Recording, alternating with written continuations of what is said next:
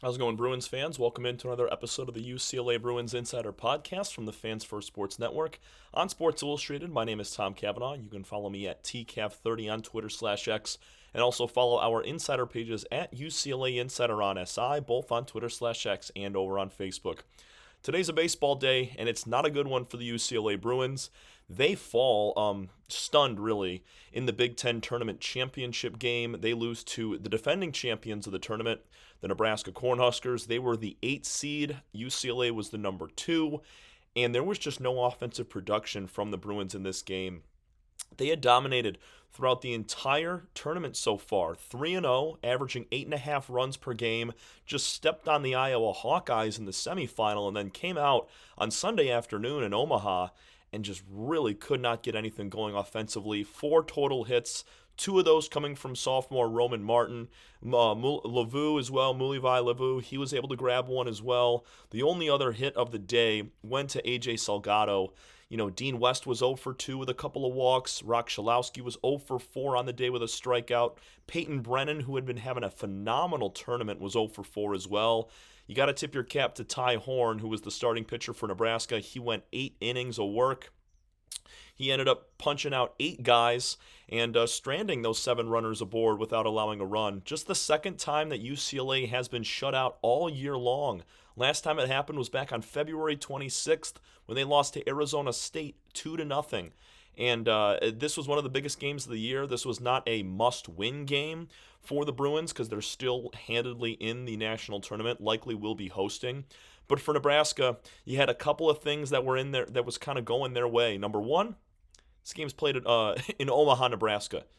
You would think, and it was this way, a sold-out crowd in Nebraska's favor, a sea of blood red all over the place, and it was really just a it was a home game every single day for the Huskers. And then once they beat Penn State yesterday in the semifinal and made it to the championship game against UCLA, who's a top 15 team in the country, Nebraska unranked, only a few games above 500 overall, you knew they were bringing a big crowd, and their bats came as well.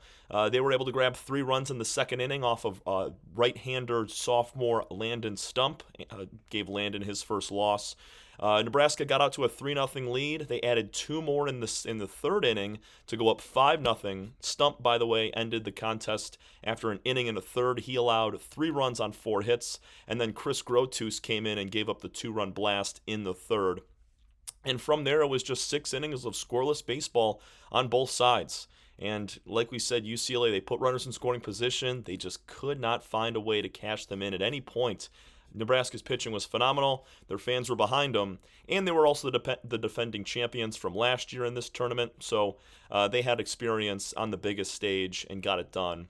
So going forward, Nebraska, they're going to be probably one of the lower seeds in their region because when you win the Big Ten tournament, you get an automatic bid into the NCAA tournament, which starts next week on the 30th.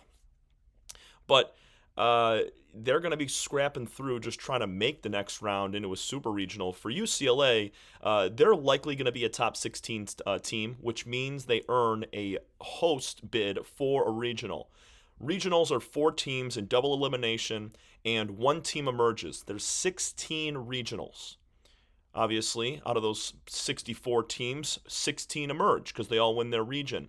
Then those 16 teams get together and they will play in a super regional, which is you play another one of the top 16 teams that make it out of the regions in a 3-game best-of-3 series.